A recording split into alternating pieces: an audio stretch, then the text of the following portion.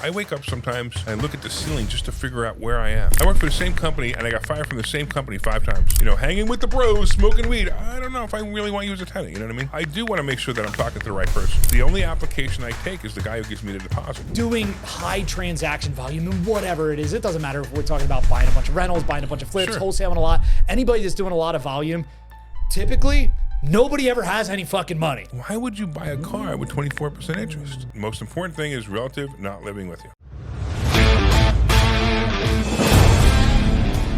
Welcome back to the Revamp podcast. Super excited today. Got an awesome guest.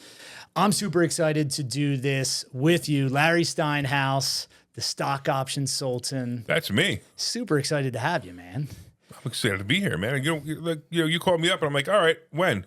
And the hardest thing was trying to find time. I know. I totally understand. My calendar is so booked. And I'm thankful that you took time out of your day to come and do this. You're welcome, man. I obviously love to. Absolutely. I have been everywhere. I wake up sometimes and I look at the ceiling just to figure out where I am. Like if the ceiling I actually joke. I actually say if there's a spotlight, a hi hat above me and a ceiling fan, I'm home. Yeah. That's the only time I'm home. That's the way. That's why I know I'm home. I have to remember where the bathroom is because, in every hotel room there's another bathroom in a different place. So it's getting to that point where I'm traveling so much, doing so many presentations, and I'm having such a blast doing it. Yep. But I know I'm going to have to slow down. I don't want to slow down, but I know I'm going to have to slow down eventually. But it's just so much fun. Oh man, I was in Vegas. I was in San Diego. Wow, it's just great. That's so awesome, man. And so I know because I've seen you speak, I've seen you present a couple times and everything. So I kind of have like some detailed questions that I want to get into because you do a great job speaking. You're a great presenter. You're obviously a good businessman. You've been around for a long time. Like a lot of guys we know, get into it and they have a lot of success early on and they burn out, fizzle out and fade away. Right. And you've stood the test of time at this point, I keep thinking I was a late starter. And maybe that's why. Maybe that's why. So that's where I want to start. Like, so I know that I've heard you mention other times in speaking that you knew really early on. I think you mentioned that when you were like 8 years old, you knew that you like had that entrepreneurial blood. I always knew that I always knew I'd be a millionaire. What that was when I was 8 is different than what it is now, of course. But I always knew I'd be a millionaire. I always knew that nothing would stop me, and I always knew that the way to do it was not having a job. Although the funny part was I've had jobs, I've had several jobs. I got fired from most of them. Isn't that funny? I actually worked for the same company. I worked for the same company and I got fired from the same company 5 times. Wow. That's a story. Isn't that weird? How's that happen? So it's very funny because the company, the senior vice president was the biggest dick in the planet, right? And he didn't know anything about anything, right? He didn't know anything about business. All he knew is that, hey, I'm paying the top salesperson $200,000 or $300,000 a year. If I fire him, I get to take that off my books. Then a year later, he'll call and go, we lost all your clients. Yeah, all that revenue's gone. Well, okay. So then I go, I get him back. I don't get back up to $200,000 or $300,000. He's like, oh, he's up to $150,000. If I fire him, I get to keep the $150,000. And he just didn't get it. And then every time I just asked for more salary and did less work because I knew what was going to happen. But that was just, that was many, many years ago. It's just a funny story that, the same company five times got fired 5 times. That is wild, man. That is wild. And the last time he fired me, I said, thank you. I said, I won't be back. That's insane. That was, I don't know, it was almost 10 years ago, or maybe more than 10 years ago. And I said, I'm not coming back. I said, I'm going to just do my real estate full time. Yeah. And, I was doing it anyway, so it really didn't matter. Yep. So it was kind of a funny thing. And then when I was 18, I bought my first house. Okay. Have I told you that story? I think I've heard you talk about buying your first house and everything, but that's the stuff I want to get into. The early years, how you started, and So when I was younger, I was like 18 years old. I was working for a company called Crazy Eddie. Remember Crazy Eddie? No, you guys don't remember Crazy Eddie. It was the greatest electronics store ever. It was in New York. The guy got, it was Eddie. They did great commercials. Anyway, anybody who's listening is going, oh yeah, I remember Crazy Eddie. Everyone else is going, who the hell is that? Doesn't matter. But I'm working for a company called Crazy Eddie, and I'm a technician. I'm actually fixing VCRs, TVs, car stereos, CD players. Matter of fact, I fixed the Sony CDP 100 was the very first CD player that ever came out. Okay, it was the first one for for residential. For the consumer, the average consumer. It sold for like $4,000.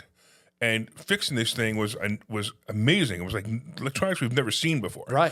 So I had one of the first ones to fix it. It was kind of cool. But I'm 18 years old, and my head technician, the guy who's at the time he's like 36, and he's buying houses in a town called Belmore, New Jersey, and he's renting them out. And he's talking about it all the time. And I'm like, you remember when you were 18 years old, and you knew everything? Yeah. Right. Yeah. So I figure if I'm 18 years old and I know everything, I could do what he's doing, right? Of course. So I decide I'm going to buy a house. I really don't know what I'm going to do, but I decided this was going to happen. So I'm actually one day I'm actually at the gym and I'm working out, and you can see that I haven't been there in a while. Anyway, I'm working out, and I'm on a stationary bike. What do you do when you work out if you're on a stationary bike? What do you do now? What do you mean? Like, what do you do to entertain yourself? Oh, watch something. Watch you pick out an you iPad, pick up your cell phone, your yeah. iPad, right? So when I was there was no such thing as iPads and cell phones. There was these things called books. I don't know if you remember them, but the pages you had to turn. A little bit. Yeah, right. So haven't read many of them, but I listened to them. There you go. Right, Technology, exactly. baby, Right. Progress. So I didn't bring a book that day, and I went to the front of the office or the entrance, and there was this thing called a real estate book. I don't know if you guys remember this too. There was no MLS back then. There was a real estate book, and every week the real estate agents put their stuff in the real estate book.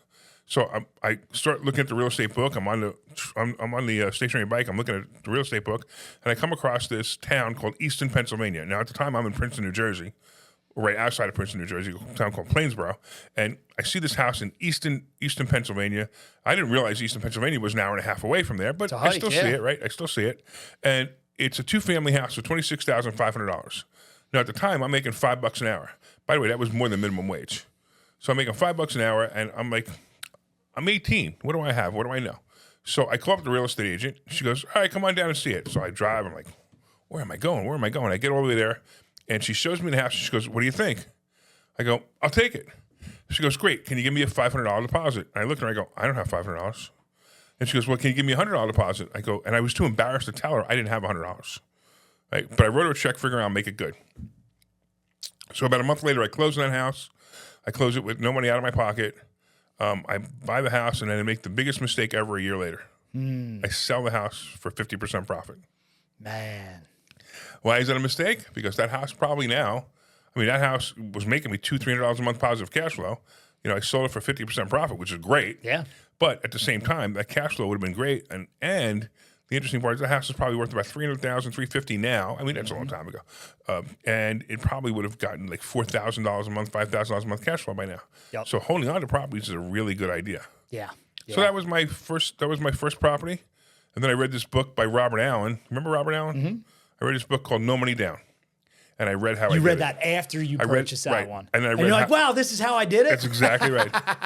Exactly right. So how did you have the aptitude to kind of know how to do it with no money down? Like, how did you structure that? I just kept guessing. Yeah. I kept doing things that made, I think I needed like $3,600 to close. Okay. And I went and I took advances on my credit cards. Okay. And I got it. I don't know if it was an FHA loan at the time, something similar to an FHA loan. I don't know if it was called an FHA loan at the time. Gotcha. But something similar, saying that I was going to live there, although I never did. So it was an interesting experience, and that was my first rental experience too. And I learned so much. And this was when you were 18. 18, yeah. Okay. Yeah, I learned so much as a landlord.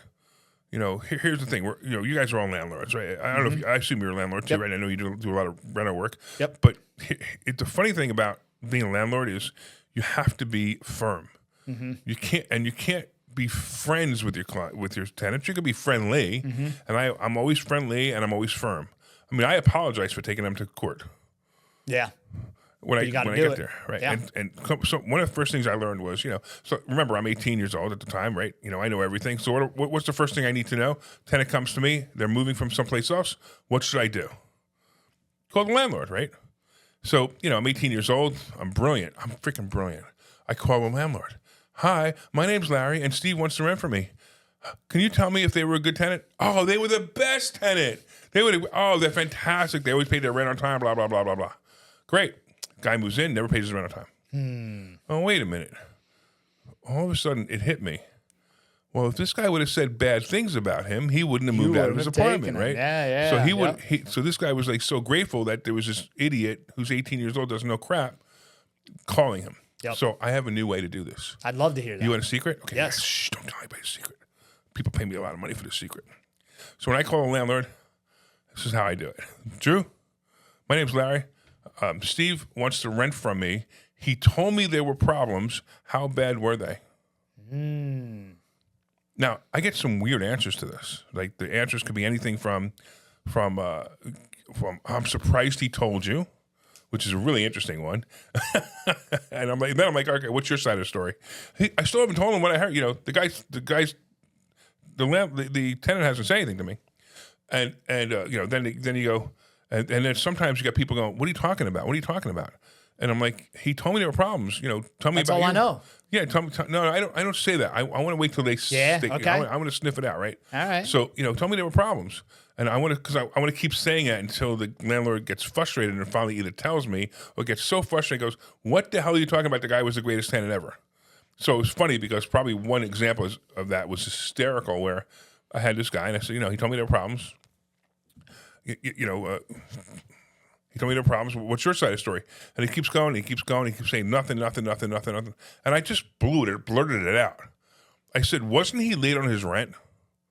And the guy goes, come to think of it, there was this one time he was in France and he'd sent the payment. He said he had sent the payment. Apparently it didn't come to me. And I reached out to him. He called me, apologized, and sent me the money immediately.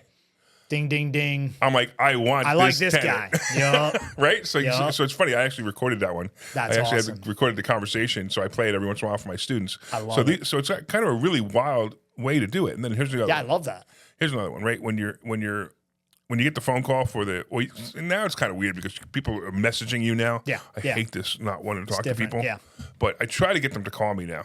So, you know, I'll put a house on Facebook and, you know, they'll say, hey, is it still available? You know, because they push that button, is it still available? Yep. Right? And they say, yes, it is. Call me and I put my phone number down and they call me.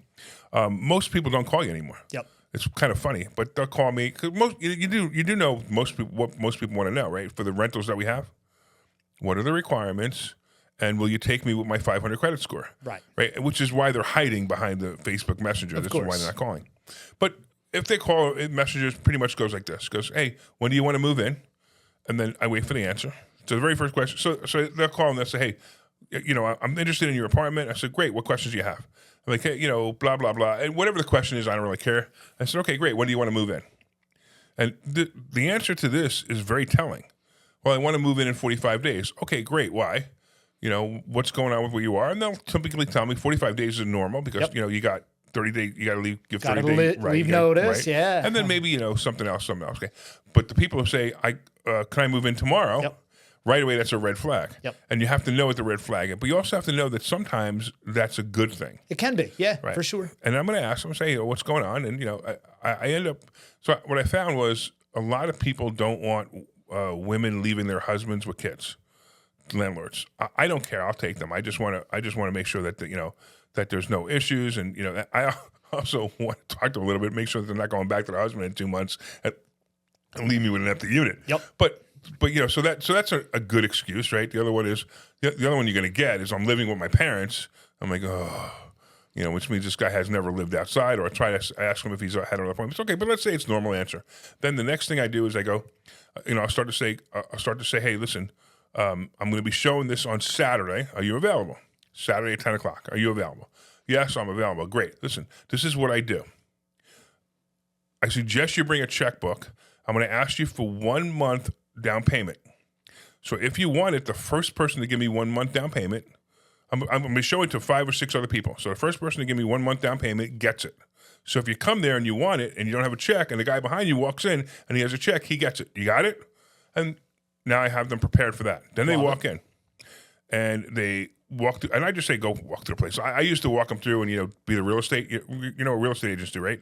Yep. This is the kitchen. This is the bathroom. Like, really? I see that. Yeah. I know. Isn't yeah, that hysterical? Real estate agents do that. It's just hysterical. But I just let them go through the place. And usually if they have a kid, I tell the kid, go pick out your bedroom. Yeah, there you know, go. Try to close them right there, you know? Run around, And then they come down and they go, I go, what do you think? And they go, I love it. So that's great. But while I'm on the phone with them and I start to tell them, say, you know, 1 month deposit, we'll hold it for you. And I say, by the way, what I do then is I check your credit score. When am I going to find your credit score? And the funny part is they're going to tell me right there. Yep. So when I have a conversation like that, they tell me right there. Now, I've had one person ever lie to me, and I knew they were lying, and I ran their credit. But you want to know the truth? I don't run anybody's credit. Really? I don't run anybody's credit. I have a conversation with people. Some people say, I don't know what my credit score is. I go, great. Do you have a car loan? How many times are you late? Have you had a house? How many times are you late? You know, because I could put their credit score together in my head. Do you have credit cards? You know, that kind of thing, right? So I basically decide there. And I decide right there whether I'm taking them or not. They come, they see it, they come with the check, they sit down, and I ask them again. I said, don't forget, I'm going to run your credit. What am I going to find? Now, I remembered everything they said. Right. I just want to see if they repeat it. Yep. You know, I want to see if they say the same exact thing, and they do. Right. And then I also say one more thing. I said, by the way, I want to remind you that rent's due on the 1st, on the 2nd it's late, and on the 5th it's a $150 late fee. And on the 15th I file for eviction. Let me make sure you get this, Jude, so you fully understand it. This is how it works. If you're sick, you know, your grandmother died, you got into a car accident, you lost your job, please call me. I'm going to send you flowers. But on the 15th, I'm filing for eviction. Yep. Do we understand each other? Yep. And it's funny because when you say that, they know you're serious. Mm-hmm. And I had one time, it was very funny, I had the funniest response. I have a bunch of responses, but the funniest response was the person looked at me and goes, my last landlord didn't file for 2 months. Like, this isn't for you. Yeah. I don't play that Are game. you doing eviction screenings as well? So I go to PAE docket. Okay. You know, you ever use PAE docket? Yep. Yeah. So I use PAE docket just to double check, and then I do a quick Google search on them too. Okay. I had one guy on the Google search. It was interesting. You know, the guy had a 780 credit score. They came to me from a real estate agent, so he had a 780 credit score because they ran the credit for me, and the guy had all this money, and I was like, and I'm thinking, why is this guy having a tough time getting an apartment? I mean, you know, this apartment was much lower than this guy can afford. I knew that, but, you know, maybe it's whatever. He said the story was he's breaking up with his girlfriend, you know, and I'm like, oh, okay, you know, maybe he has to support I don't know. Yep. But I just, you know, and it's weird because I don't usually But there was something that made you be like, I don't this usually doesn't add get up. something not good. You know what I mean? Right? Wait till I'm talking about mobile homes. But so I actually did a Google search on him, and it turned out the guy beat his girlfriend, and he was on heroin when he beat his girlfriend. Now, I went back and I saw that the charges were dismissed, so it wasn't, you know, obviously it wasn't that serious, or they worked it out, whatever. But this was like 2 or 3 years ago, right? So he came to look at it, you know, because he came back. I said, tell the real estate agent, said, have him come back. I'm going to talk to him in person because I haven't talked to him in person. I always, if I have a real estate agent bring me a tenant, I'm talking to him in person because I'm giving him the rules, you know, rent's due on the 1st, you know, that kind of thing.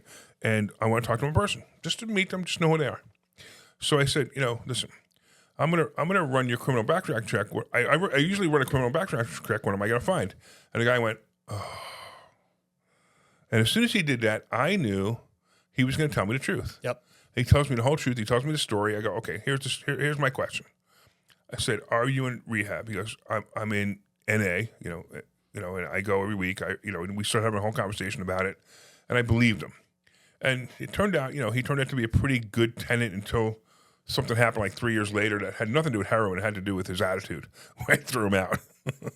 Gotcha. But I check. They're just basic checks. I check their Facebook page. Okay. You know, you can tell a lot. You can tell a lot about somebody by looking at their Facebook page. You know, you know, hanging with the bros, smoking weed. I don't know if I really want you as a tenant. You know what I mean? Yeah, yeah. So, if they got guns out in their profile picture, that's usually a red flag for me. Well, it depends on what It depends on where they are. If they're, if they're at the shooting range, fair, and they have an American flag on their jacket, happens. you know, yeah. I'm okay with those. Dude, I'll tell you what. In the last 6-9 months, we've had at least a handful of them now where we're actually getting fake pay stubs. Oh, really? But we've had, you know, a couple prospective tenants put down like a contact for their current landlord and everything that's very obviously not their current landlord. Yeah, right. It's a friend and everything. The fake pay stubs is, you know, interesting. We've had fake IDs. Right. So the landlord thing, you know, what I do is like if they tell me on the application that they're renting 123 Main Street from somebody else, I'll call and say, hey Drew, Steve is renting 456 Main Street from you. How long was he renting it from you? And they don't realize that I mixed the address up. Yeah. I'm like, okay, and then I'll just read it again. Yeah, it's 456 Main Street, right? Yep, exactly. Okay, great, thank you. I appreciate the help. Yep. Done. Out. Yep. You know, I'm also going to look it up on look. I'm a real estate agent. I have a brokerage, a small brokerage, whatever. But I look it up on the MLS Absolutely. and I'll see if that person Who the I talked to actual is owner really is. the owner, Yeah. right? But sometimes you find an LLC or a trust, and it's a little harder. Yep. But I do want to make sure that I'm talking to the right person. 100%. Yeah. And 100%. I could tell. Usually the same thing is how bad was it, or they told me there were problems. love How that bad were they? question. I'm telling you, you knock people right off guard immediately. Yeah. Even the fake guy. Yeah. Yeah, no, that would absolutely throw them off because it's now I got to say something bad about my friend that Right. has to use me as a reference. What am I going to say? Right, exactly. Oh shit. Yeah, I love say, that. well, he didn't tell me to say that, or something. I can usually catch them pretty well. Yeah. I've been doing this for 43 years. I've been a landlord for 43 years, thousands of tenants. You want to know how many evictions I've had? 3. God bless you. Because I do it this way. Yeah. I screen them. I screen them well. In fact, I will give people breaks where other landlords won't. Yeah. I very simple. The guy says, "Look, my credit score is 560. And tell me what happened first. Yeah. I want to know what happened." If the guy says, "Well, I never pay my rent on time," I'm sorry, I can't. But he goes, "Look, I don't know, I broke up with my wife, and we fought, and we didn't pay bills, blah blah blah blah." I'm okay with that. So here's the deal: I need 2 months security. I need first and last month rent. If you can come up with that, then I'm fine. And then at the end of 1 year, I will return 1 month's security. By law, you have to. I don't know if you know that. Yep. But I'll return 1 month security. And what I do? I actually put it in the lease. I say by request. Now, I know I have to send it back, but I want them to request it. I like it. You want to know the number one reason I want them to request it? So I don't forget. I love that too. So they'll request it. I'll send it back. And they're like, "Can I put it towards rent?" No. Yeah. I will send you the check. And when the check comes, if you want to cash it and then send it back to me, that's okay. But you can't, Yep. So Yep. Keep everything straight. I yeah, like exactly. And then, look, it makes it easy. And the only application I take is the guy who gives me the deposit. I love it. So I'm can ever be excused of discriminatory practices. Absolutely. Like you go up to me, you say, "You want the place? You have a check for $1,500. Let's say the rent's $1,500. They say no. They leave. There's nothing to have a conversation about. That's it. They didn't have a check, right? That's it. The next guy walked in. I don't care. I don't care who walks in next as long as they have a check. Yep. Right. So I can never have a problem, and that's why I do it the way I do it. Plus, I don't want to run. How many applications do you get per unit? We're getting a lot less now. I mean, how many I get per unit? How many? 1. Yeah. Okay. The person I take. Yeah. Right. And that's the only and I don't even run the credit. Right. Because I have the conversation with them. Yep. You want to know what? You want to know the number one thing I want on the application? Closest relative not living with you. Okay. The most important thing I want on the application. Now, I'm going to look at the application. I'm going to look that they put their name in and they give me a copy of the driver's license. I always take a copy of the driver's Absolutely. license. Right. And I'm looking at their employment history and all that stuff. But the most important thing is relative not living with you. Why? What do you do with that? Because when they start to ghost you because they haven't paid their rent, you're going to call the relative closest not living with you. "Hey, Steve's renting from me and I haven't heard from him for a while. Is he okay?" Gotcha. Now, how embarrassing is it when I call Steve's mom and she realizes that he's not paying his rent? Mm-hmm. Yep. By the way, I've only had to do that twice. Yeah, I was going to say that's going to get her really pissed off too. Oh yeah, absolutely. They're going to call me back. Yep. And one time I actually needed it for a really strange reason. My tenant died. Oh my goodness. I've had, it's funny. If you've been doing this as long as I have, you will have this happen. You'll have tenants die. Now, luckily, she didn't die in the unit. She died on the way to the hospital when she had a heart attack, and she worked her way to outside the door, and somebody came and got her. And but if she would have died inside, that's the worst. Yeah. Yeah. Have you ever bought a house when there was a decomposed I've seen body? Plenty. I know. Yeah. I bought 2. I've seen pictures. Yeah, I bought 2 houses where the body had decomposed. Now the environmental already came and cleaned it up. They've done their thing. But you can see the stain on the floor, and it's Yep. it's just Yep. It's terrible, but it's part of what we do sometimes. Yeah, exactly. So were you notified in that situation? Like, was she a single tenant living by herself? I tell you the craziest thing. I called her, and this is why, this is crazy because I felt so bad for the husband who was supposed to have her sign the divorce papers 3 days after she died. So she's on the lease. Guess who's responsible for the lease now? Yeah. He is. He is. Yep. Now I worked it out with him, and he was the emergency contact. I worked it out with him, and I said, look, he goes, I don't know what to do. He goes, look, I said, so do me a favor, just if you can get everything out by the end of the month, come get the possessions. Just clean the place, and and I'll give you a release of the lease. Yep. And that's what I did, because I mean, what are you gonna do, but if he didn't clean it out, I would have had to start to bill him rent. Yeah, absolutely. So it was a weird situation. Yeah, yeah. All right, so let's go back to that first 2-unit that you bought, the duplex, and you sell it. So what did you end up doing after that? Did you decide, like, this is fantastic because you made a bunch of money? Yeah, right? so women destroy lives for men. I got married. Now, I'm going to say that that was my first wife, and I don't know if you know, but I've been married 4 times. But that was my first wife, and I'm not saying she destroyed. But she actually, this is not her fault. It was really me being, listening to her, and she's saying you shouldn't do that stuff anymore. It was such a pain, and blah blah blah. I'm like, we made money. Don't do it. So it took me a little while, and then I started doing it again. So I bought a bunch of houses, and then I started building up. And then 2008 came. 2008 and 2006 and 7. Well, let me even go back. So for years after that, I started buying houses. And I started buying with the rules, the right rules. Cash flowing properties. Trying to pay less the property than the property's worth. Good areas, whatever rules you want to live by.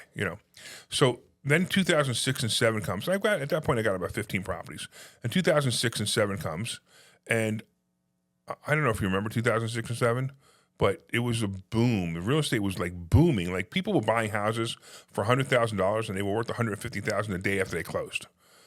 And somewhere my FOMO kicked in, right? Where I'm doing this right for 15 years. Yeah. Right. And all of a sudden, I'm seeing people like no-brainers.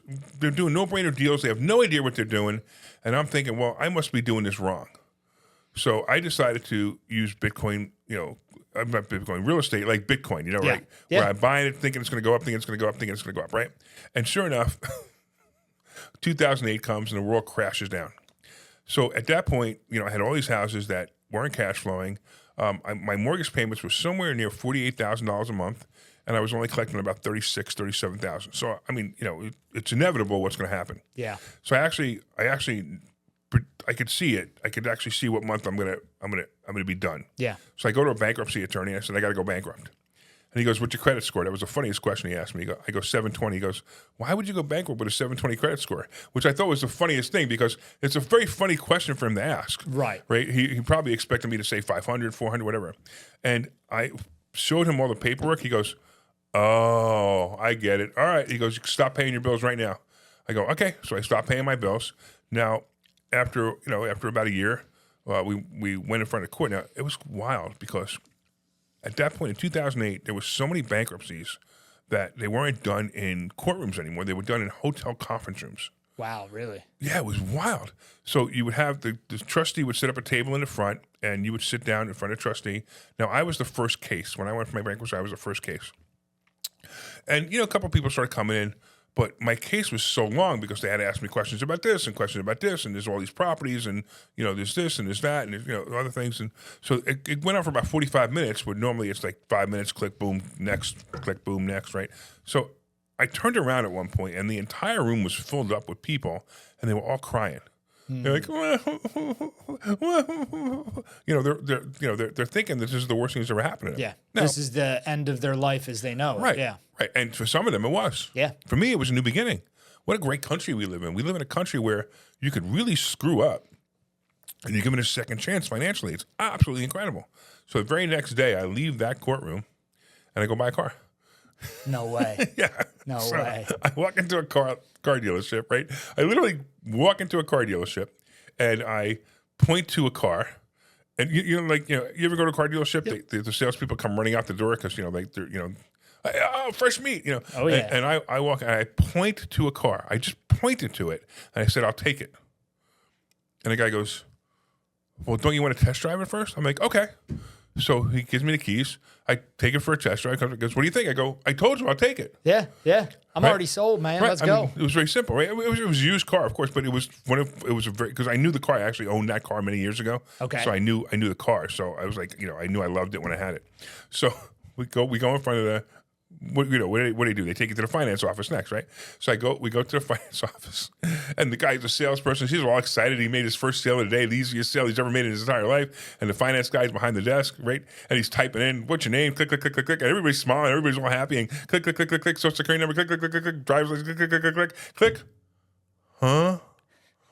Sir, yes. You have a 420 credit score. I'm like, yeah, I know. He goes, well, I might be able to get you bought, but it'll be 24% interest. I'm like, okay. He goes, why would you buy a car with 24% interest? I said, dude, I just walked away from $3 million worth of debt yesterday, and I need to rebuild my credit score immediately. So I'm buying this car just to rebuild my credit score. What do you think? You think 24% interest is it's going to be worth it for me to rebuild my credit score? Yep. I mean, and then a few years later, I bought a car. I bought a Corvette, a brand new Corvette.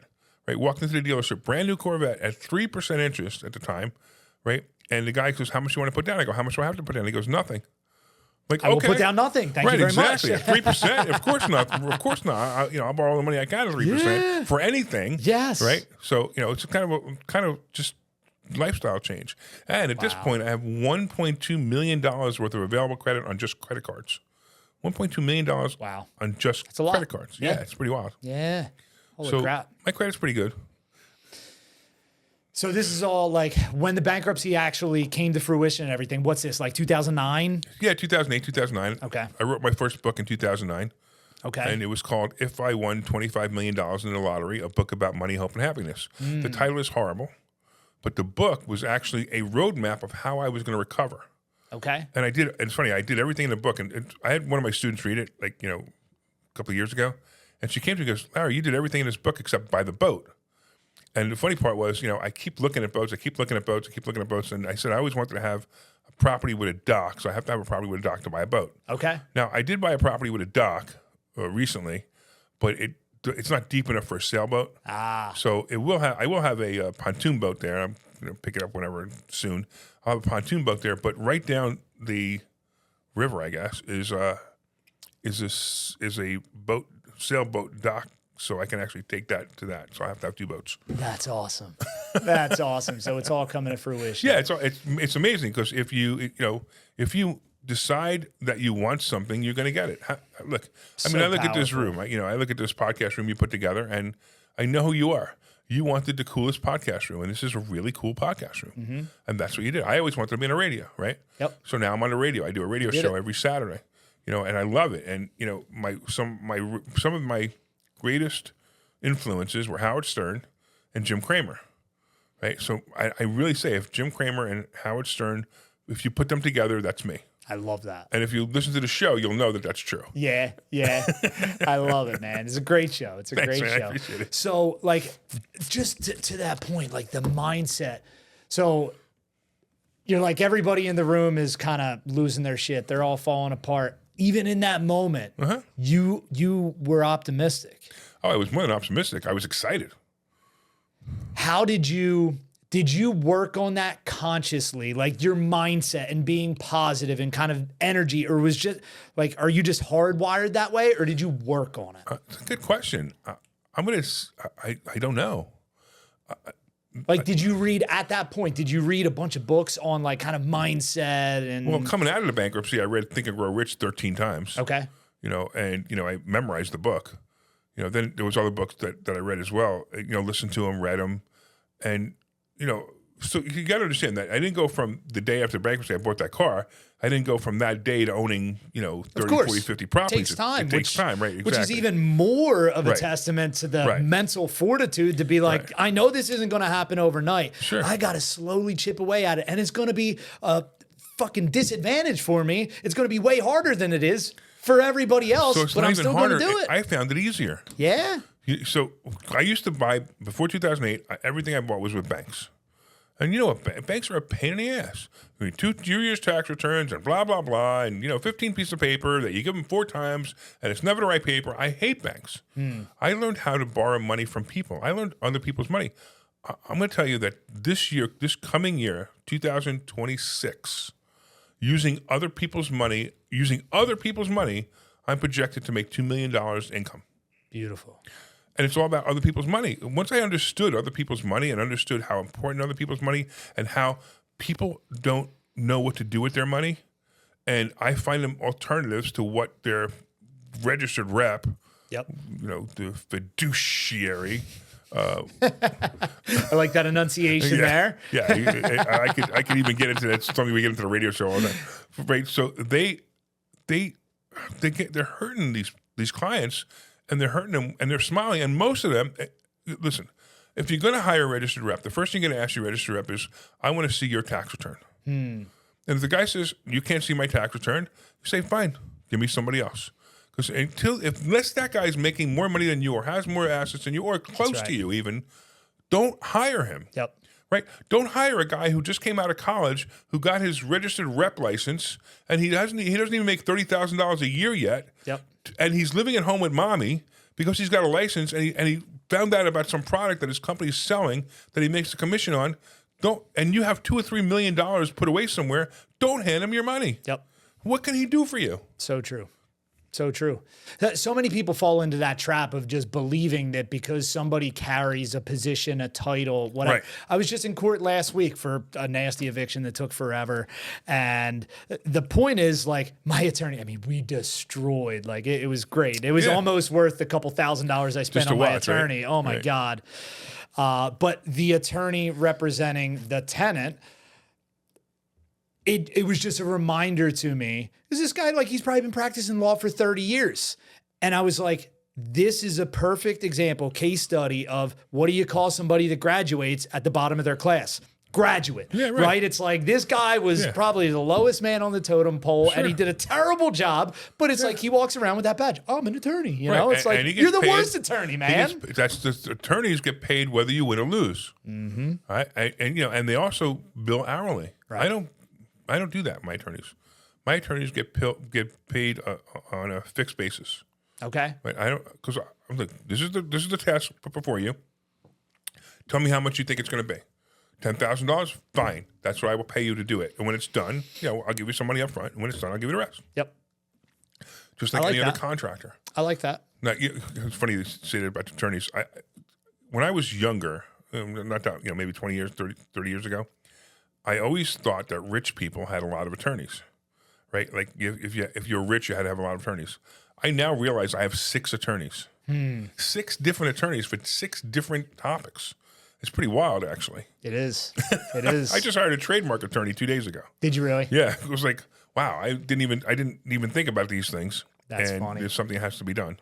That's I got to wild. trademark certain things that I've created. I love that. Me too.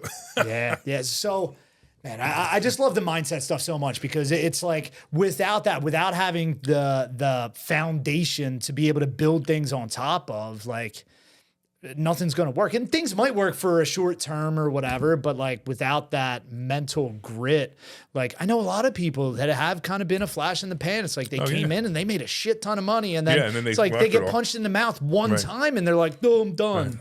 Right. So I find when I get punched in the mouth, I punch back harder. I come back harder. I come back stronger. So every time I'm knocked down, I get up faster. Absolutely. And I get up stronger. Yep. And it's pretty wild too. And then sometimes, look, everybody has that day. What am I doing? Oh, I'm having a terrible day. How am I going to pay this bill? Now, it's very funny that even I say that. I got this bill coming up. Oh man, how am I going to pay that bill? And I know that I can find the money. Yep. Right. Yep. But it's not in my checking account where it belongs at the moment, right? Yep. So I have to go find it from somewhere, right? Yep. But it's like, oh, what a pain in the ass. Oh man, maybe I shouldn't do this anymore. That split second thought, because we're all going to have it, right? And when I get really down, I've decided that this was the greatest thing. When I get really down, I open up my net worth chart, and I just look at everything, and I go, dude, what is wrong with you? Yep. There's nothing. Go find the freaking money. You know where. You know where to get it. That's exactly. And then I right. just go get it. And it could be anything. It could be 20 grand to 100 grand or 500 grand, whatever it is. Yeah. I know I can find it. It's just funny that I have to. It's just not in my checking account. I fully understand. I fully understand. And that's one of the funny things about like real estate investors specifically is like anybody that's like doing high transaction volume and whatever it is, it doesn't matter if we're talking about buying a bunch of rentals, buying a bunch of flips, wholesaling a lot. Anybody that's doing a lot of volume, typically nobody ever has any fucking money. Like net worth is massive. I got a lot of money on paper, but I don't have a bunch of money in a checking account just sitting there. So checking accounts is the worst place to put money anyway. That's right. So I have, in one bank alone, I have 65 checking accounts. Wow. In one bank alone. I have other banks. And, if I add them all up, it's usually somewhere between 30 and 50,000 just idle money. Because, there's just idle money. Yep. But sometimes I need, something that needs to be put in, like a deal coming up and, or whatever, or an unexpected bill, where the heater goes in a house, 11 grand the other day on an air conditioner, and I'm like, oh. And I got it, and now you can't even send people checks. Now you got to Venmo people money. Yeah. Right? It's like, which is a pain in the ass, by the way, because it always maxes me out. Like, right? Yeah, exactly. Right. So you got to Venmo people money now. So now you actually have to have the money. You can't even write the check and then put the money in 2 days later. You got to find the money this second, or the guy's not going to do the job. Yep. So there's stuff like that, But it's not that big of a deal. But again, with all these checking accounts, I always have something. I can always put together money if I want to. It's like picking up pennies. By the way, I pick up pennies all the time. There's a whole story to that. But it's like picking up pennies from my checking accounts. I got to, pull $500 from this one, $300 from that one. And the next thing you know, I got the 11 grand I pay the guy. And then I, pay those checking accounts back in the next couple of weeks. So knowing you, I'm sure there's a strategy around 65 different bank accounts. Right. What is that to summarize? Like I said, that's one. That's one. So every single one of my properties is owned in a trust. Okay. And every single one of those trusts has its own bank account. Got it. And the reason I do that is it's so simple to work out my tax return at the end of the year. Now, there's a couple more things to it, but it's so simple because I can figure out each property individually what's happening inside the property, because I'm paying the bills out of that property, I pay my mortgage out of that property, I collect the rent into that, although that doesn't work all the time now because people pay with Zelle and with Cash App and stuff like that. But so it makes it a little more difficult, but at the same time I can figure the rent out. So that's one reason I do it. The other thing is if they're owned in trust, and if there's ever an insurance payment or there's ever if I ever sell a property or buy a property, sell a property, they write the check out to the trust. Okay. So I have to now put that in that trust account in order to get that money out. Or if I do a refi. So I open those accounts as soon as I buy the property. Okay. And that helps me make sure that I never have a problem with it. So that's why I have so many accounts. Got it. Wells Fargo is who I use, and they have for most of them because I actually have it's funny. I have 4 other banks, and they have accounts in them too. They have accounts in them too. But Wells Fargo is my favorite one. Now, people say all kinds of bad things about Wells Fargo. I don't really care. What's convenient to me is there's a branch down the road. I know everybody in there, and they take care of me, right? So when I go there, it's very easy. So that's why I like it. Plus, the other thing about Wells Fargo that's really cool is they give you 24 hours to come up with the money before a check bounces. Do they really? Okay. Yeah, which is really nice. That. Yeah. It's a really nice system, and they'll show you your negative, and they'll give you a chance to put it in before they even bounce a check. So that's kind of cool too. And then they have the bill pay, and it's like whatever. Yeah, yeah, I love it. So you start scaling back up, you start buying more properties and everything. Like, what year was that you kind of? So I bought properties end of 2009, beginning of 2010. I was buying properties already. I love it. And that's how I learned how to buy properties without banks. I learned how to buy properties without my money. I learned how to buy subject to. Because in a way, you were forced to. Right. It's I can't get a bank loan. I became the subject to expert. I mean, there's some guy out there who pretends to be the subject to expert. If I ask him 3 questions, he get all 3 wrong. Yeah. But it doesn't matter because he had better marketing than I did over the last couple of years. I don't know what's happened to him. I haven't seen any marketing from him in a while, so I don't know what's going on. But who knows? I don't really care. That's his thing. My thing is my thing. But when it comes to subject to, I'm going to tell you right now, there are almost no one who knows it as well as I do. Because I studied this thing to the last degree. Yeah. I want to know anything and everything about it to the point where the due on sale clause, which isn't the due on sale clause, it's actually called the alienation clause. The possibilities of it happening, what can happen if it happens, how to really keep it from happening, it's funny because I got so into it that I created tests. I actually created tests to see what would happen. Where I called the bank and said, "Hi, I'm the trustee." Let's blah stress blah blah test blah this. blah. And yeah, I wonder because everything I teach now. So in investor schooling, I teach so much stuff. Everything I teach, I test. It's really funny. Do you have a real estate license? No. Okay, so people with real estate license, or you probably have had this happen for you before. You want to talk about a test? This was a great test. About 4 years ago, interest rates were down to 3.5%, and I'm like, you know what? I've got a bunch of loans that are 8 and 9%.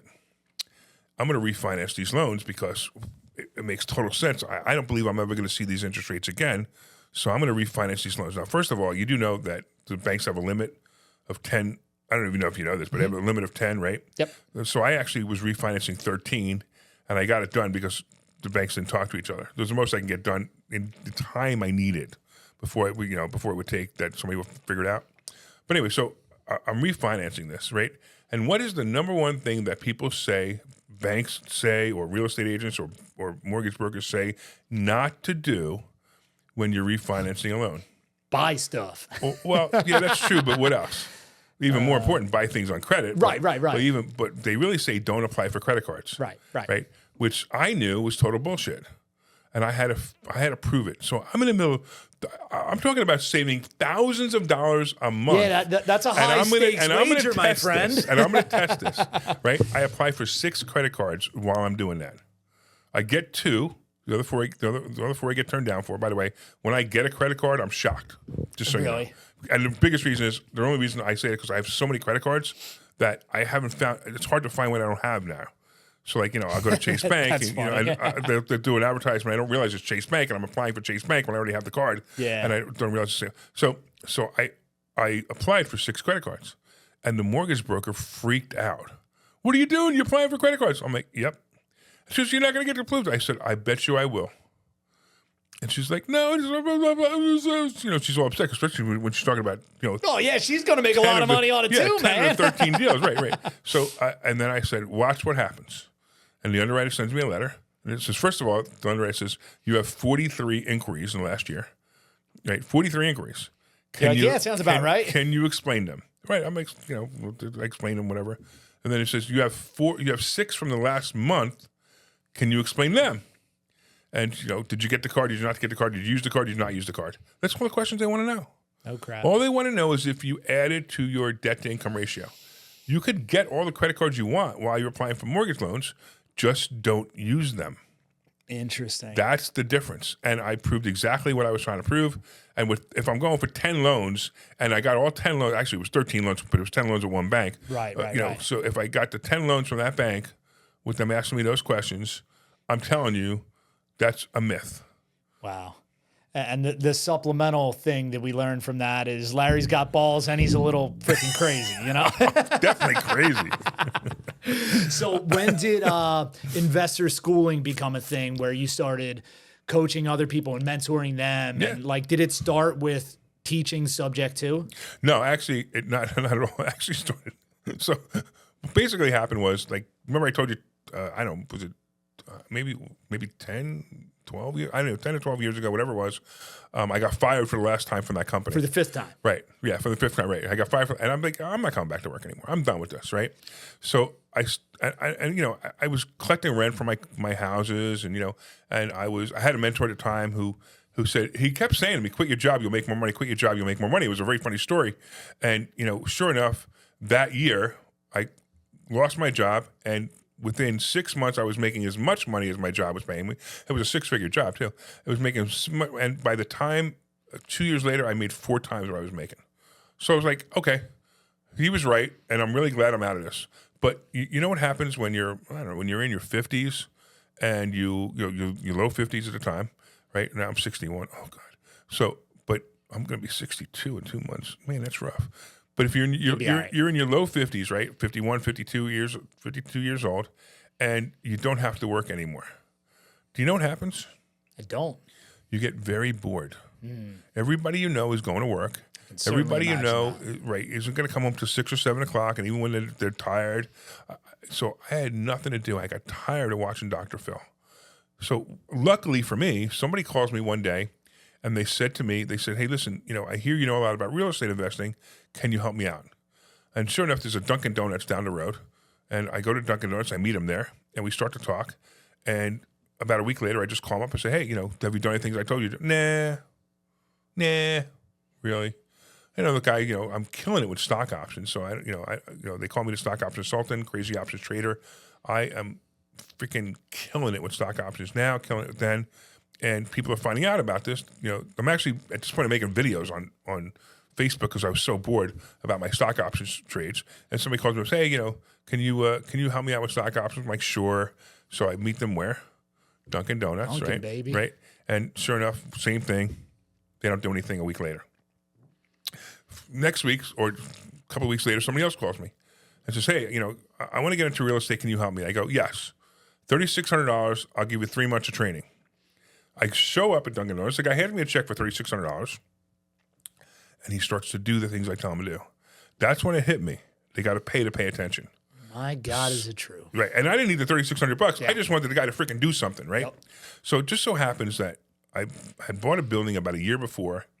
That's our current office now. I bought this building, and I bought this building. Funny, I bought this building, no money down. Actually, $30,000 down is what I had to give the guy. 0% interest, $1,000 a month payment. Wow.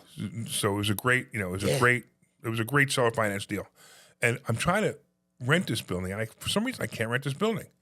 But I believe that God had a plan, and that's why I couldn't rent the building. Because it's funny, because if I tell you the whole story, it's interesting how God actually walks to the door one day and tells me what to do. All right, let me tell you a story. Tell the story. Yeah, Let's okay. go. So I buy this building, right? And I looked at the rents were like $3,800 a month for the area, and I'm like, this is a killer deal. I'm paying him $1,000. The association fees are $600, and the taxes are about $600 a month, right? So I'm like, this is a great deal. I can't wait, So I buy the thing, $1,000 a month, and he agrees to the deal because he didn't need the money. But let me even tell you that deal. Let me tell you that part, and then I'll get back to this because that's a great story too. So I'm mailing out mailers.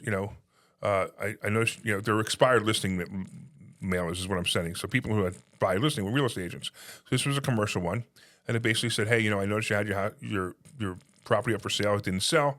Maybe I can help you out. I'll buy it from you. Guy calls me up, says, yeah, come on by. And I go see it. He had it listed for $335. And, I go there, I start talking. I go, what do you want for the building? He goes, well, I take $300 right now.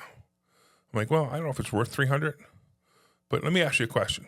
Do you owe anything on it? He goes, no. I go, well, what are you going to do with the money if I give you $300,000? And he goes, I'm probably just going to get an annuity with it. And I said, what if I become your annuity? He goes, what do you mean? I go, how much you want a month? He goes, $1,000. I go, great. What if I give you $1,000 a month? And he goes, yeah, that'd be pretty good. But I need $30,000 right now for something, whatever it was. And that's how we did the deal. That's awesome. awesome. Just like that, right? So that was that deal. So I have this place, and I'm thinking I'm going to get $3,800 for it. I'm like, this is going to be a killer. What a cash flow, right? And nothing happens. I lower the rent to $36. I lower the rent to $32. I lower the rent to $28. I lower the rent to $24. I lower the rent to $1,600 and still can't rent it. Wow. I'm like, what is going on? Over what kind of time frame are we talking about? A year. A year. Holy Right. crap. So then this guy walks in. I said, God walked in. This guy walks in. He goes, he teaches Christian Bible study. I'm like, wow, that's pretty wild. And we're having a whole conversation about teaching Christian Bible study. And, and he goes, I want to put a Christian Bible study school here. And I'm thinking to myself, I'm going to lose $400 a month, but at least it'll be for a good cause, right? So he walks in and he starts going like this. He actually starts, I don't know if you can see it on the video, but he starts, as he's walking, he's going like this. And he walks down the aisle like this. And every once in a while, he would go like this. And I'm like, what are you doing? And he goes, I'm trying to figure out how many 18-inch by 6-foot tables I could fit in here. And I said, oh, interesting. And he does this thing. It goes, and then 2 days later, he comes back. He goes, I went to the township, and the only thing that's not allowed here is a school. And I'm like, I go, yeah, but you're not really a school. He goes, I don't want to take the risk. I'm sorry, I'm not going to rent it. And then I'm thinking about the people I'm teaching at Dunkin' Donuts. I'm thinking about this room. I'm thinking about the 18 by 6 tables. And guess what I do? I order 20 18 by 6 tables, 18 by 6 foot tables, right? And I order chairs. And the next thing I know, I tell everybody, I said, the next time we're going to meet in my office. And at the time I had a partner. My partner was Phil. And, we together we came up with this name, Investor Schooling. And the first day we thought no one would show up. We really did. We thought no one would show up. And sure enough, 12 people show up. And that was the beginning of Investor Schooling. Wow. It all started because I was bored. That's hilarious. And just the irony of, well, the only thing that it can't be is a school. Right. And you're like, so I'm going to open a school, obviously. But it's not a school. It's a coaching program, right? So it's funny because it has school in the name, Larry. I know, exactly. That's school in the name. I love it. So what year was that it officially started? That was 8 years ago. Okay. So what would that be? 90, I'm sorry, 90, sure. 90s, wow. Yeah, not 90, 15, 16, 17. Okay, something like gotcha. that. And since its inception, you've always taught, both options as well as creative finance and other real estate strategies? Money. I teach money. So most people have no idea how money works, what you can do with money, how you can make money, right? Listen, what do you think is a good return? If you had $100,000, what would be a good return for you a year? I'm a terrible person to ask this 8%? Because no, I want 800%. You want 100%, right? But it's fine. Not what you want. What's reasonable? Right. Yeah. Right. Yeah. Right. Yeah. So for example, I have a fund that's paying people 3 to 4% a month, easy money. So people don't even know these things exist. And I'm teaching them how to do exactly what I do. By the way, that's 3-4% that I pays them. Right. If they did it by themselves, they're getting 7 to 8%. Wow. So just understand that I'm getting 7 to 8%. And I'm splitting it with them. Got it. So remember I told you before, other people's money. So this fund, people are giving me money, and I'm trading it for them. And by the way, the risk on this is really low. The specific way that I'm trading is on a scale of 1 to 10, it's a 3-4 risk. Okay. Now, so then I decided to create a fund because everybody was saying, I don't want to do it. You do it for me. And they started giving me money, and I started saying, okay, listen, maybe it's time to do a fund. And that's when I created a fund. And the fund launched on Friday. It's funny. I got a whole bunch of money already committed. I just have to now get the money in. Got it. Because it takes a little while to just to get somebody to move their money. Got it. Either IRA money, whatever. But they're getting incredible returns, and they're learning how to do that. Then they're also learning how to structure their properties. Look, for some strange reason, everybody says, buy properties in LLCs. Well, LLCs is not a great place. It's not a bad place, but the greatest place to do it is in a trust. Mm-hmm. And people don't realize this. And, I'm teaching this. I'm teaching why and how to do it and how to do it properly. Because if you do a trust wrong, you basically wasted your time anyway. So you do it properly. Then there's asset protection. So that's included tax tips, tax savings. I'm going to have a major tax problem next year, and I'm going to learn more about taxes, and I'm going to bring that into the class now. That's right. It's funny. I wrote a course on Bitcoin, how it works and why it's so great and blah blah blah. But here's the thing: I don't buy Bitcoin. So I wrote a course on Bitcoin, and the course is a great course. Explains everything. And the biggest thing it explains is nodes and how nodes work, right? Because the blockchain is all on nodes. Don't worry about it if you don't understand it. Don't worry about it if you watch it, don't understand it. But the biggest thing was the nodes. And that is the most important thing of how Bitcoin works, okay? But Bitcoin itself, why the numbers are going up, it's just FOMO. Yeah. It's enthusiasm. Right. So it's not, to me, that's not an investment, right? So I don't like Bitcoin, but I could teach it incredibly, but because I don't do it, I won't teach it. Fair. Right. But the funny part was, I now have a guy he's a billionaire, and he's done a lot of really cool things, like incredible investments, owns a race team, and I go see him, and he created something that he's going to be doing with these nodes. This is like heads up stuff. So if you want to get in, or anybody wants to get, just reach out to me. First access, baby. No, this is insane, right? Yeah. When he showed me the business plan for this, now I'm going to tell you my complete thought on this. He's going to be using the blockchain to do what the blockchain should be used for, which is not Bitcoin. He's going to be using the blockchain to confirm real estate transactions, to confirm, everything else but crypto. Right. And it's going to be it is absolutely, there's no doubt in my mind, the future. Now, here's my thought on it. He's the forefront, right? So one of two things is going to happen. He's either going to kill it and become the greatest node guy ever. Yep. Or he's going to be out of business in 2 years. Yeah, he's going to pave the path, and somebody else is going to do it. Right. Yep. So I'm investing heavily in this, and by the way, the investment's really cheap. It's like $2,000 a node, and then you get paid on each transaction, which I don't even care about. I'm interested in what the node value is going to be 10 years from now. Sure. If it works out, and if it doesn't work out, who cares? I paid $2,000 for a node. I mean, I'm buying a whole bunch of them, but the whole point is, who cares, right? But you have to understand that that's a risk tolerance that you need to be able to tolerate. Yep. You don't have to be an accredited investor for this either, because it's such a low amount of money. So this is the new thing I'm getting into. Okay. And it's just something cool. Yeah. Why? Because I have a whole bunch of cash. I don't know what to do with it. And and I believe in this guy, and I believe in the project.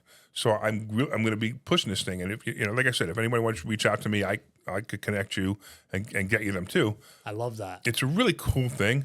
But again, it's some like you take $10,000 or $20,000 or $50,000, whatever you want to take, and you put it aside and you go, look, I might lose this $50,000, and I don't really care what happens if I lose the $50,000. It's not a big deal, but I could be on the forefront. I mean, I think about eBay.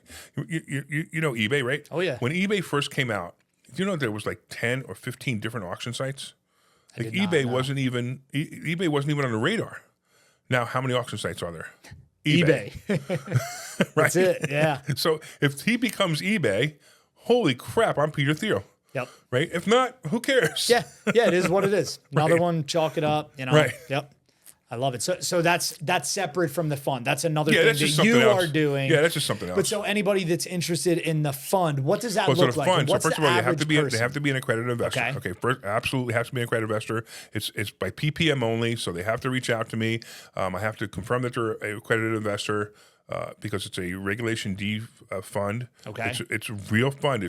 I am now considered a professional trader. Okay. Because of this fund. I can't mess around anymore. Now it's all real stuff. Yep. So you have to be an accredited investor. You have to prove you're an accredited investor.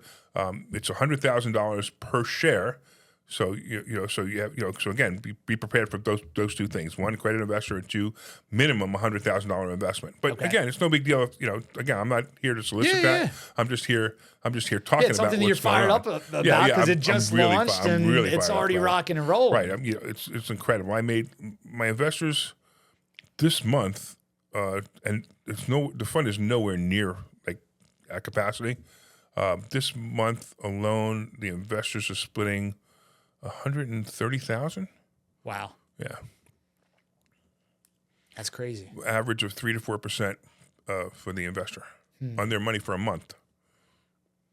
What do you think's more interesting and exciting to you, like real estate or stock options? So it's funny, money. Just money. Yeah. So real estate is a really great way. People don't understand. They think, oh, he's the real estate guy. I'm like, no. I'm the money guy. Yeah. Right. Real estate is just a really great way to build net worth fast. Yeah. People don't get this, right? You could buy a property tomorrow with no money out of your pocket, and now you have I realize, even if you leverage it 100%, I realize you didn't add to your net worth, but you added to your assets. Yeah. And as you add to your assets, the assets grow. You buy $1 million worth of real estate in the next year, even if you leverage it 100%, in 7 years, that's worth at least $2 million. And if it's worth $2 million, you just now created $1 million net worth with absolutely no money out of your pocket. Yeah, and you learned a lot of stuff along the way, absolutely, man. right, and you connected with a lot of other people that are on a path and a trajectory of becoming a better person that's more financially literate and everything. And then if you take $10,000 and you put it into a stock options account, and I teach you how to do stock options. Yep. And you turn that $10,000 into $20,000, and it's funny. People are like, how much money can I make in stock options? You can make a lot of money in stock options, but if you only start with $10,000 and you turn it into 20 in 1 year, that's phenomenal. Yeah. Right. If we just did a contest in our school. We did a challenge. 11 students were into the challenge, and we're teaching a certain concept, and we all used this concept. I got in. I was one of the 11 people. No, nice. I didn't plan on winning. I was really hoping I didn't win, and they didn't. But we had 8 weeks. The contest was 8 weeks. Every single person put $10,000 into a separate account. So we all started up with exactly $10,000. And after 8 weeks, how much money would you have? And the winner of the contest would get a dinner. And we just had a dinner last night. They got a trophy and a dinner. So I took them out to Capitol Grill. It was a really cool. It was a big trophy, right? And it says stock option Sultan champion, and it was really cool. So the guy in 8 weeks turned $10,000 into $15,000. That's wild. Using the same techniques we teach. Now I turned mine into 13, right? Which is what I expected. And then we had one guy who didn't follow the rules. He decided to do it all. He decided he wanted to try to game the system, like by watching YouTube videos and learning all the wrong things to do. Like he knew the right things to do, but he wanted to see if he can, because it was only 8 weeks, he thought he'd get a quick hit. He turned his account into $3,000. So isn't it funny that, when almost everyone made between, their account became between 12 and 13,000. Very few nobody lost money, but most people were above 12 or 13,000. So you're saying shortcuts aren't the way? No, you have to do what I teach you. And you do what I teach you and it works. Yeah. And it's funny, like now the stock market goes up and down, I don't even care anymore. Yeah. Because I have a specific way that I make money in the stock market, and it makes so much money. And the crazy part is 5 minutes a month. I don't know if you've been seeing 5 minutes a month. I don't know if you've been seeing my posts on Facebook. Yeah. But my 5 minutes a month, and every month, I have one test count that I use.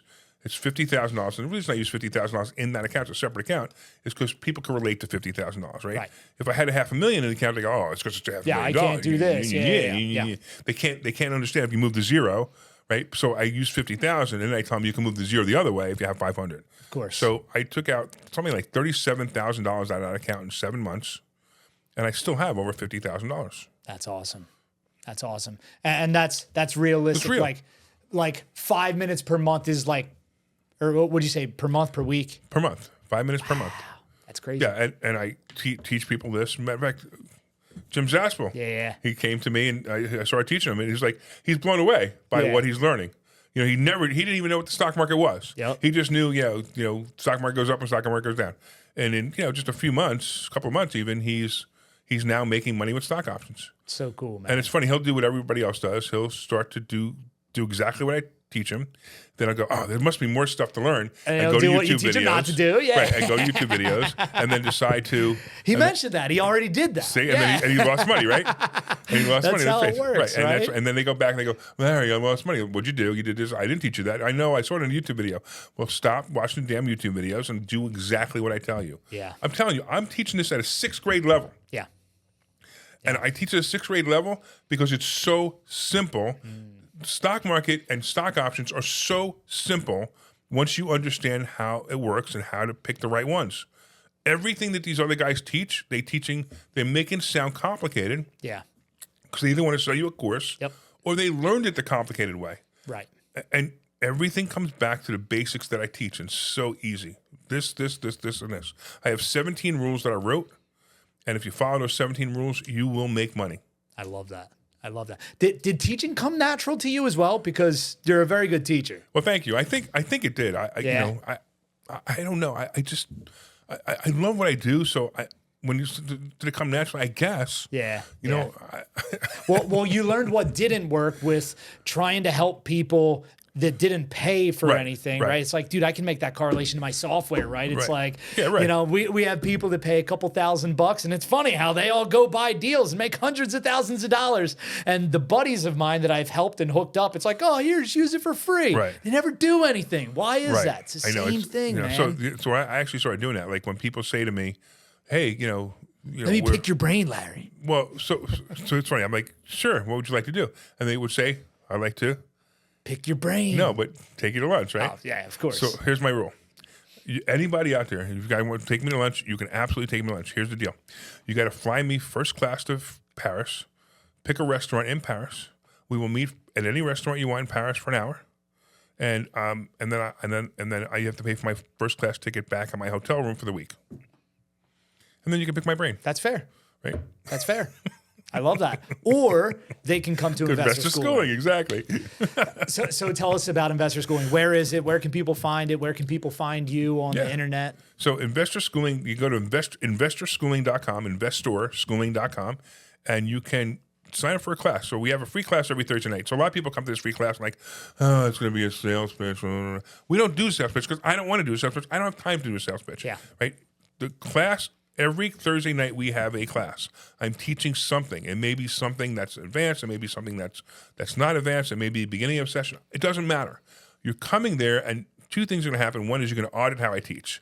Like you're going to sit there and go, hey, I can learn from this guy. Yep. Whether you learned anything that night or not, because remember, it's an actual class. It's not a sales pitch. I'm not sitting here and going, look how much money you can make. Sometimes that comes up, but it's not the sales pitch, right? Yep. Right. And you're going to learn something. And most of the time people leave and they're like, yeah, I learned this, I learned this, I learned this, I learned this. Right. So you go for free, right? And that's Thursday night. Go to investorschooling.com. You can come in person or online. Now, look, if you're close to Langhorne, which is probably from your office, about an hour. Even if you're an hour away, I suggest you come in person, even for the first time, even if it's just for the first time. Now, if you're 2 hours away or you're in another state, you can't. So we do have online courses for that too. It's the same exact thing. In fact, I built a studio that we have. It's over Zoom. It's incredible, right? Yeah. It's over Zoom, but it's over Zoom, and it's like a TV studio. Yeah. So you can see the audience, you can see the people up front, you can see the slides.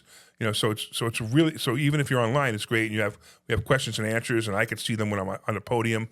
I can see your questions and your questions that you're putting in the Zoom. So it's a great experience no matter what. But I like the in-person experience for most people if they can make it. Then at that point, we invite you back to a mastermind on Monday night. So you came to a Thursday night class, now you come to a mastermind on Monday night. Same thing. It's the students, we all mastermind. And what we're doing is we're talking about deals we got going on. We're talking about the stock market. We're talking about trust. We're talking about anything that students bring up. So even if you came there and you had a question, you bring it up, and then the students will answer. The students all participate and try to help you. And then at that point, if you want to become a student, we talk to you about becoming a student. And we talk to you privately, one-on-one, because everyone's different. Sure. So at that point, you do that. But if nothing else, I tell people all the time, it's funny, they're like, I don't have any money. I'm like, the course is, the first one is free, just come. Yeah. Well, you might learn something that propels you and gets money in your pocket. I don't have any money. I can't join. Who cares if you can't join? I don't care. Yeah. I mean, look, I can't have you keep coming back for free, but come for free for the first two classes and learn something. But it's just the funniest thing. It's like, how much does it cost? It's free. How much does it cost? It's free. How much does it cost? It's free. And I have this conversation with people all the time. Yep. Once you get there, if it's something you want to do, first of all, if it's something you can possibly do, I'll work something out. Yeah. Because I want to get as many students as I can, because what happens is they learn. And I live off the students' success. I mean, we had a champagne and real estate event about a year ago, and all it was about was people talking about their successes. And you want to know why I did that? I needed an ego boost. Really? Larry, I of all needed an people? ego boost. Yeah. I wanted to hear people say how great the school was. That's because fantastic. every once in a while, I go, if I closed the school, I'd make more money, which is true. That's interesting. But I make a lot of money, so I don't really need to close the school. In other words, right? But I'd have more time and I'd make more money. I totally understand. And then somebody walks in and goes, Larry, I just bought my first property. I ain't closing school for 6 months. Then somebody else walks in. I just did this. I just made. I have a truck driver. His name is David. He's a truck driver. He's been driving trucks. He's made $70,000 his entire life, or the equivalent of $70,000 his entire life. He heard me on the radio. He came in. I convinced him to become a student. And the other day he stood up. He goes, he made, I think it was $48,000 in the stock market. $48,000. That's more than half his salary. That's wild. In less than 6 months. I love. I mean, that's just great. Now he's like, now he has hope. He comes in with a smile on his face. Yeah, man. He has hope. Life has hope for him now because he can leverage some money. He could be a truck driver if he wants to. He can do anything he wants. And it's funniest thing is like, I make fun of him, but I don't make fun of him. But I understand. And the truck driver even makes $48,000. You know what I mean? Yeah. We had another woman who same thing. She was like, she's an introvert. I can't get her. If she ever does a testimony, it'll be the best testimony ever because she's a total introvert. She's like, I'm not going to talk to anybody right now. She became a student, and I think it was like 78,000 in less than 9 months she made in stock options. Now, again, these are unverified testimonials, and I want you to talk to them. Don't talk to me. And I'm just having a conversation here because I don't want to get in trouble. So unrealistic expectations. Come to the class, talk to them. I'll introduce you to those people. Let them tell you. Yeah. But it's just great stuff. That's the coolest thing, man. And obviously it fires you up, and obviously it gets you out of bed. Like, that's so cool, man. It's like you've made this entire persona around Larry Steinhouse, investor schooling and everything. And by the way, you're kind of crazy with a lot of things that you do and say and everything, but it works. That draws people in, right? And it's like, everything that you're doing is so cool, man. I'm so excited. I'm just having a good time. That's what it's all about, man. Imagine just having a good time, and it all revolves around making money. Mm-hmm. And I'm not talking about just making money for me. I'm talking about teaching other people how to make money. Yeah. Next week I'm going to my mobile home park, right?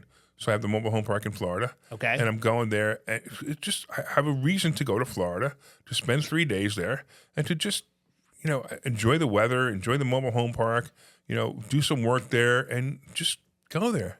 But, who gets to go to Florida? It's a blessing. I mean, it's not a great time because it's August. It's kind of hot. But it's just like, you get to go, you get to do this. And I just came back from San Diego, and I was at a private conference that, private conference, very high level people there, and I was speaking there. Then I'm at another conference. I mean, my September, I'm so booked right now, and I'm loving it. It's just a lot of fun. Yeah. Yeah. Well, because it's impact, right? It's like you're able to see real changes in people's lives and everything. Absolutely. And if you're able to make money in doing that too, that's the greatest thing in the world, man. Really, I think it was Zig Ziglar said that if you help other people get what they want, you'll get everything you want. Yep. And it's funny, I have so much now that, like, I walked into my warehouse just yesterday. I drove one of my cars back to my warehouse. So I have a warehouse with collector cars. Okay. And I drove one of my cars back to the warehouse, and I looked in the warehouse like, damn, I can't believe I have these cars. It's just so wild. Now I need a bigger warehouse because I can't buy any more cars. I have no room. And I have to go find a warehouse. Find me a warehouse. Yeah, I'll find you a warehouse. Oh, that's the other thing, too. Is the funniest thing is, like, people say all the time, like, with more money comes more problems. And I'm like, yeah, should I buy the Land Rover or should I buy the BMW? That's right. Or should I buy it in white or should I buy it in blue or should I buy both? That's exactly right. Well, broke people are always the loudest, right? And they have more opinions than anybody else. And it's fine. Keep your opinions and everything. How many times this one, right? People go, it must be nice. Yeah, it's a good one, right? What do you say? Yeah. Yup, it sure is. It sure is. That's exactly right. That's exactly what I do. I say, yep, it sure is. Yep. And, that pisses them off so much. I know. And it's great. And like, you can do it too. Yep. You just have to decide you want to do it. Yep. That's so true, man. So true. Larry, I want to be respectful of your time. I'm super grateful for the conversation, having you come in and everything. Hope everybody checks out investorschooling.com, correct? Investorschooling.com, correct, yeah. And what day and times are the radio show on? So the radio show is on Saturday at 1 o'clock. It's on WPHT 1210 AM. You can also see it on Facebook. So actually on Saturday it runs for 2 hours. It's actually 2 one-hour shows, but they're live. So we're actually in the studio, and you can actually call us during the show, and the callers are the best. That's awesome. I went off on a call the other day. I don't know if you listened to the show, but I went off on a call the other day. It was just a lot of fun. So you have to understand, like, the show is me, Omri, my partner, and my other partner Debbie, and we have the best time on the show because it used to be all about finances, but it got boring. Like, the stock market did this today, and blah, blah, blah, blah, blah, blah. So now we just have a blast. We just talk about our lives, and and then real estate comes up, and then stock options come up, and then somebody calls and asks a question, off-the-wall question, like, something about, like, the other guy, the guy that went off on us, he was talking about his credit, and I'm trying to tell him how to build his credit, and he's arguing with me, and, just went off on him. But it was just fun because the show is just such a good time. Yeah. And you can really enjoy it. You can be seeing your car, if you're going anywhere, 1210 WPHT, 12:10 a.m. WPHT, 1 o'clock, 1 to 3 every Saturday. Sometimes it's a repeat because sometimes I'm away, or sometimes they'll do the show without me. And it's funny because I listen to the show when they do the show without me. Do you really? And it's really good even without me. So it's it's not as good, of course. Of course, but it's still of course. That's awesome. Well, but it's Howard Stern meets Jim Cramer. That's such a good summary too. Yeah, it really is. I love it, Larry. Thanks so much for coming on. Appreciate you, Larry Steinhouse. Everybody, take care. Thanks.